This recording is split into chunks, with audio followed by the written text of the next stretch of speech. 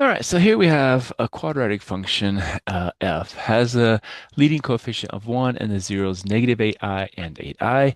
And we're supposed to write the formula for f of x in factored form and then also multiply it out. Well, they give us a hint here. So for the factored form, what we're supposed to do is we're supposed to use the kind of the form like this here. So basically, our f of x is going to be equal to x plus 8i x minus 8i.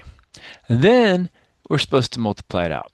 Well, we know we have x times x, so that's going to be x squared. Then we have a minus 8i, and then a plus 8i times the x's.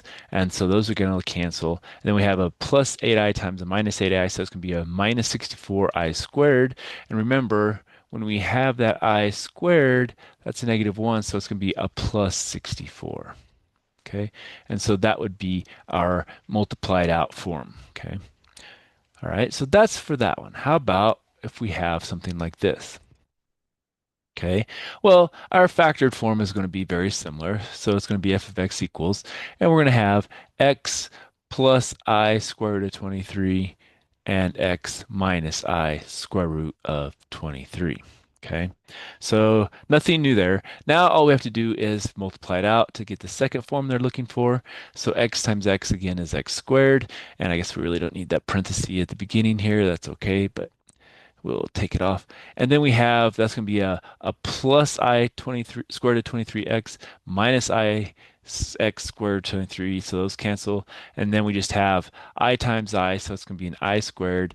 23 times the 23, when it has square roots, that comes out as 23 because the square roots drop. And it's still a negative, but this negative is a negative here. So it's going to be plus 23. And so that's going to be what it comes out when we multiply it out. Because again, when you take that times that, that's the square root of 23 times the square root of 23. So that's just 23. And then we have I squared, and it's a minus I squared. I squared is negative 1. So minus and minus is plus. And so we get our value of x squared plus 23.